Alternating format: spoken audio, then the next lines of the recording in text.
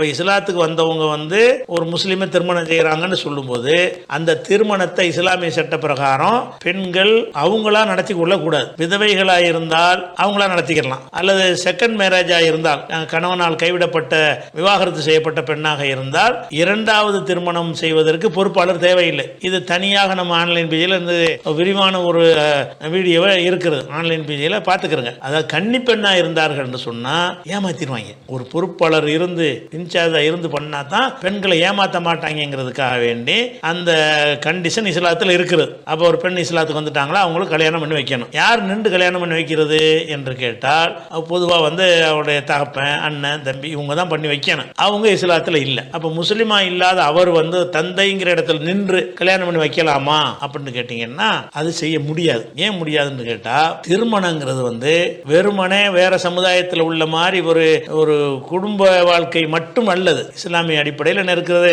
அதை செய்வதற்கு சில இஸ்லாமிய ஒழுங்குமுறைகள் இருக்கிறது. அதை அல்லாஹ் புகழ்வது, அந்த மாதிரி பல விஷயங்கள், ஈஜாபு கபூல், அதனுடைய ரெண்டு பேருக்கும் உள்ள கணவன் மனைவிக்குரிய கடமை, உரிமை, இதுகள் எல்லாம் அடங்கி இருக்கக்கூடிய ஒரு அம்சம்னு சொல்லும் பொழுது அதை வந்து அந்த இபாதத்தை வந்து முஸ்லீம் தான் செய்ய முடியும். அவங்களுக்கு இந்த இஸ்லாமிய இதில் நம்பிக்கை இருக்காது. அவங்க எப்படி செய்வாங்க? மூமின்கள் தான் பொறுப்பாளராக இருந்து செய்ய முடியும். ஒரு பெண்ணை கல்யாணம் பண்ணி கொடுக்கறதா இருந்தா அவள் அண்ணனோ தாய் தந்தை யாருமே இஸ்லாத்தில் இல்லை என்று சொன்னால் இந்த பெண்ணுக்கு என்ன செய்யலாம்? அந்த ஜமாத் தலைவர் பொறுப்பாளராக இருக்கலாம், அல்லது இந்த பெண்ணு தனக்கு விருப்பமான ஒருவரை, இவர் பொறுப்பாளர் என்னோட படித்தவர், இவர் எனக்கு பொறுப்பாளர் இருந்து கல்யாணம் பண்ணி தருவார், இவர் மூலமாக தான் நான் மார்க்கத்தை அறிஞ்சிக்கிட்டேன், இவர் நின்று செய்வார்னு அவங்க யாரையோ பொறுப்பு சாட்டலாம். அவங்க அந்த பொறுப்பை யார் கொண்டாலும் கொடுக்கலாம். இது மார்க்கத்தின் அம்சமாக இருக்கிற காரணத்தினால் அந்த மதத்தில் நம்பிக்கை உள்ளவர்கள் தான் அதை செஞ்சு கொடுக்க முடியும். அந்த அடிப்படையில் வந்து இஸ்லாத்தை ஏற்ற பெண்ணுக்கு வந்து முஸ்லீம் தான் கல்யாணம் பண்ணி கொடுக்கணும், ஜமாத் தலைவர் பண்ணி கொடுக்கணும். இல்லைன்னா என்ன செய்யணும், நீங்க ஒத்துமை இல்லாட்டா கூட என்ன செய்யலாம், ஒரு முன் வந்து